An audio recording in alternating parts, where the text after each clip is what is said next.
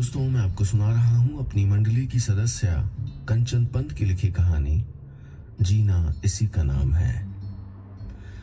इस कहानी में अब तक आपने सुना पुश्तैनी मकान बेचने के लिए जकी मुंबई से आए एक शख्स से मिलता है जो उसके अब्बा के खस्ता हाल घर को मुंह मांगी कीमत पे खरीदना चाहता है।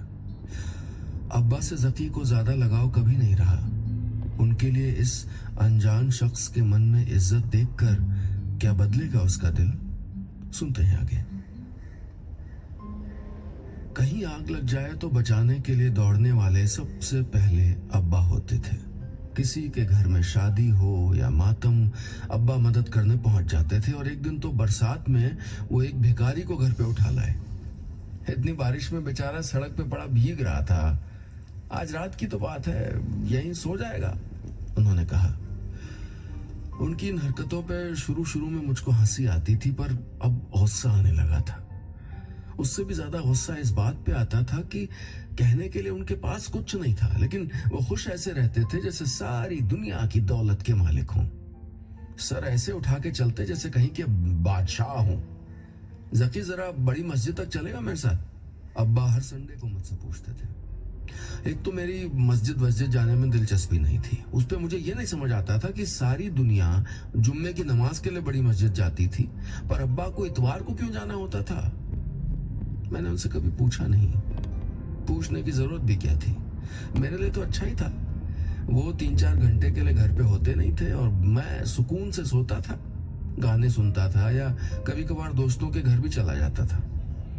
यार, अगार बस्ती में तेरे कोई रिश्तेदार रहते हैं क्या?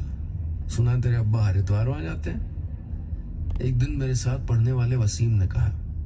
कुछ उसकी आवाज में छुपा व्यंग था, कुछ बाकी दोस्तों की भेद भरी हंसी।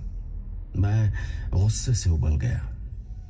अगार बस्ती को इलाका नहीं था, एक पुरानी खंडहर हो चुकी फैक्ट्री थी जिसमें भिखारियों और नशेड़ियों ने अपना ठिकाना बना रखा था। शरीफ लोग उस तरफ जाने से भी हिचकते थे, और अब्बा, उन्हें क्या पड़ी थी वहां जाने की? ये तो हद हो गई थी। मुझे दुनिया भर के पाठ पढ़ाते थे वो, और खुद वहां उन नशेड़ियों के साथ घूमते थे।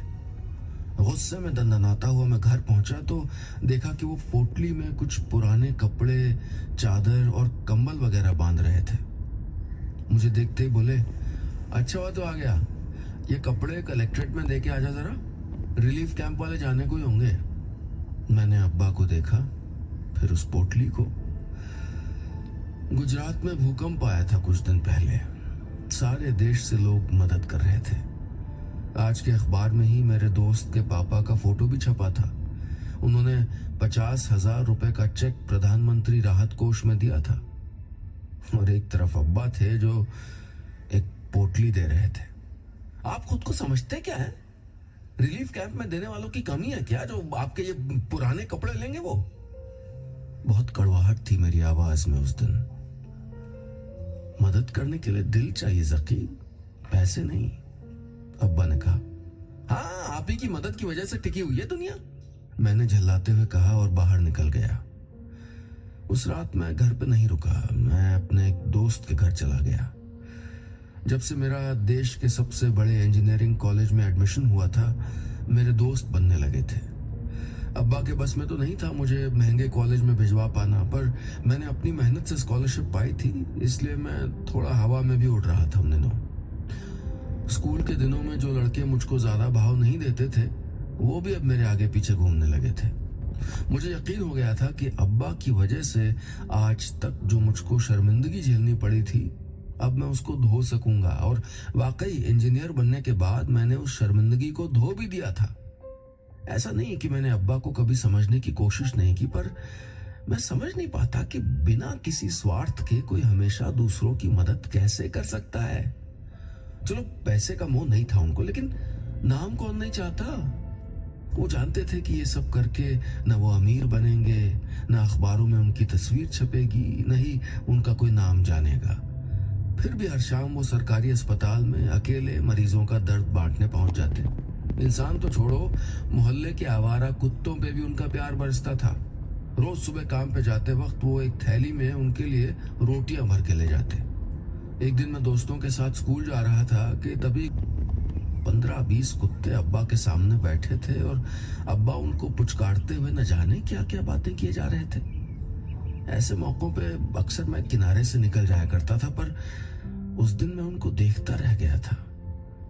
उनके चेहरे पे जो सुकून था वो भुलाए नहीं भूलता।